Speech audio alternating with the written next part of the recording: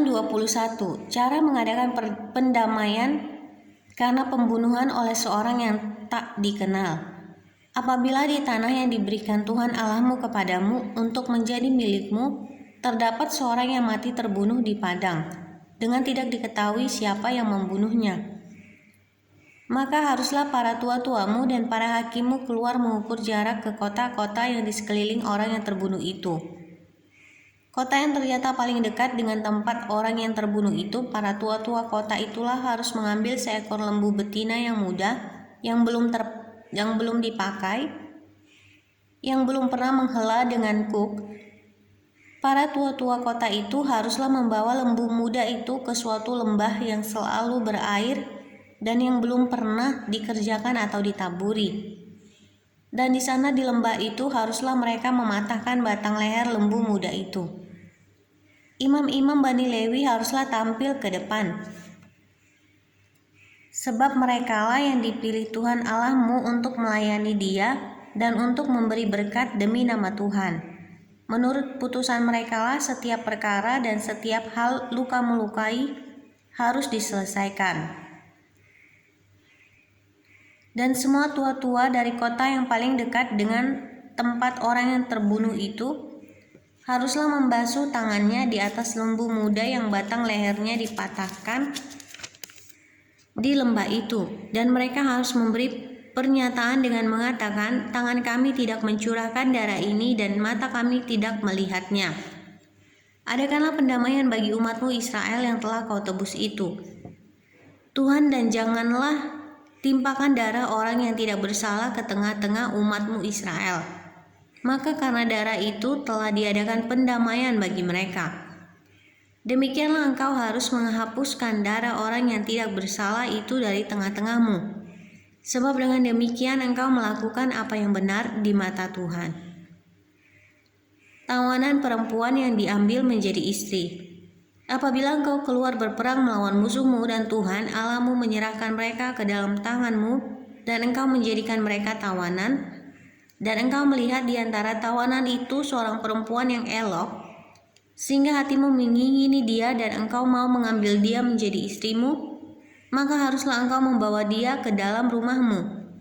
Perempuan itu harus mencukur rambutnya, memotong kukunya, menanggalkan pakaian yang dipakainya pada waktu ditawan, dan tinggal di rumahmu untuk menangisi ibu bapanya sebulan lamanya.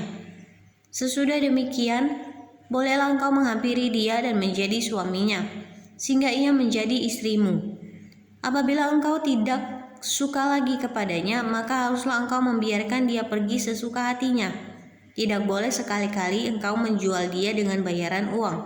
Tidak boleh engkau memperlakukan dia sebagai budak, sebab engkau telah memaksa dia. Hak kesulungan. Apabila seorang mempunyai dua orang istri, yang seorang dicintai dan yang lain tidak dicintainya, dan mereka melahirkan anak-anak lelaki baginya, baik istri yang dicintai maupun istri yang tidak dicintai, dan anak sulung adalah dari istri yang tidak dicintai, maka pada waktu ia membagi warisan harta kepunyaannya kepada anak-anaknya itu, tidaklah boleh ia memberikan bagian anak sulung kepada anak dari istri yang dicintai merugikan anak dari istri yang tidak dicintai, yang adalah anak sulung.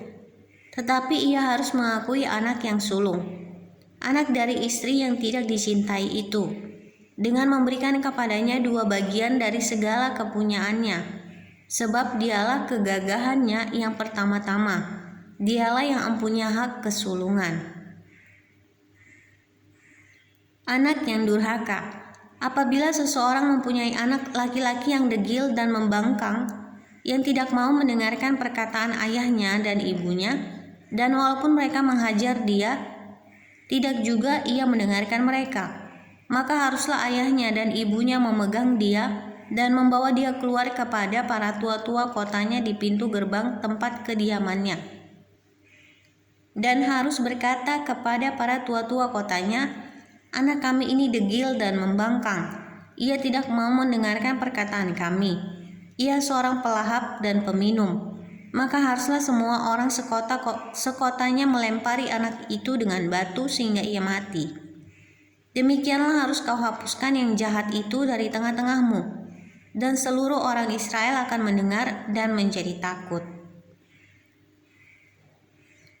Penguburan orang yang dihukum mati. Apabila seseorang berbuat dosa yang sepadan dengan hukuman mati, lalu ia dihukum mati, kemudian kau gantung dia pada sebuah tiang, maka janganlah mayatnya dibiarkan semalam-malaman pada tiang itu. Tetapi haruslah engkau menguburkan dia pada hari itu juga. Sebab seorang yang digantung terkutuk oleh Allah, janganlah engkau menajiskan tanah yang diberikan Tuhan Allahmu kepadamu menjadi milik pusakamu.